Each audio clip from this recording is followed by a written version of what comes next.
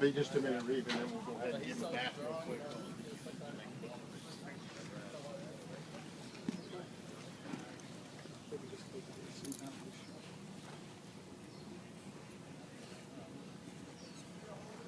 Pretty good. Yep.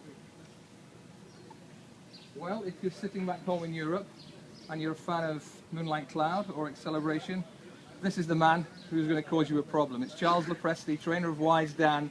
This horse looks in absolutely astonishing condition. He's just been out on the track for the first time this week. He looks about $5 million to me, Charles. How do you feel about him?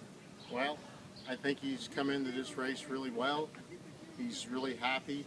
I was glad to get him out on the turf today just to let him see it. His exercise rider said he felt awesome.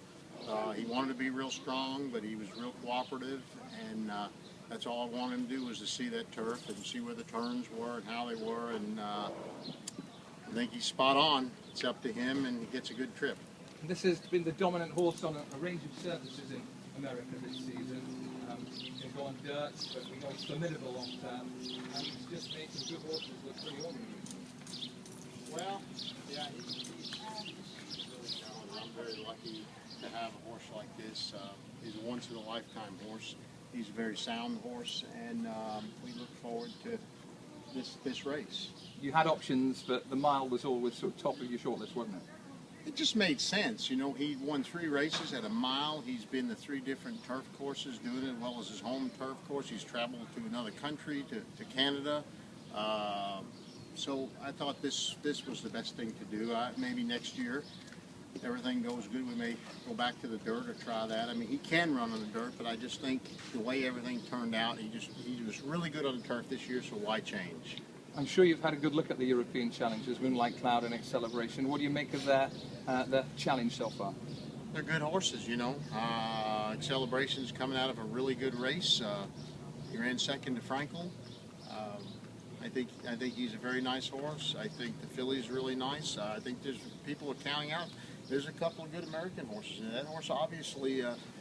He's a very, very fast horse. I mean, you look at the times that horse runs, he's got a lot of speed. And so you got to be real careful in a race like that because you got to watch the front runners and you got to be worried about the closers. That's the next point I was going to come on to. Ahead of time, tactically, this looks an easy race to assess with obviously likely to go through 6 furlongs in under 69 seconds. Moonlight Cloud and Acceleration tend to come running late. Are you happy to lead the parade in chase of obviously? Well, I don't really want to chase him. I hope that he can just tactically lay off of him and have something left for the closers. That's what I really want to be careful. I don't want to use him up too early I don't want that horse to steal the race, but we don't want to be the sacrificial lamb to go out there and just go with him and set it up for somebody else. Exactly. This has been a spectacular season for Wise Dan, and it's impossible to think that a horse can be better than he's been of late, but based on his looks and physique at the moment, that's perfectly possible.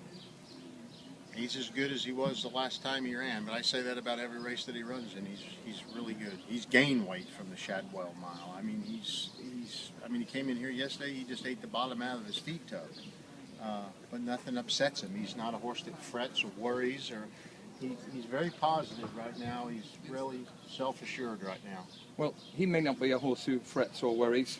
Europe's had some fantastic memories of the mile with Goldikova, but maybe Acceleration, Moonlight Cloud, and the rest of us Europeans need to start worrying about this lap.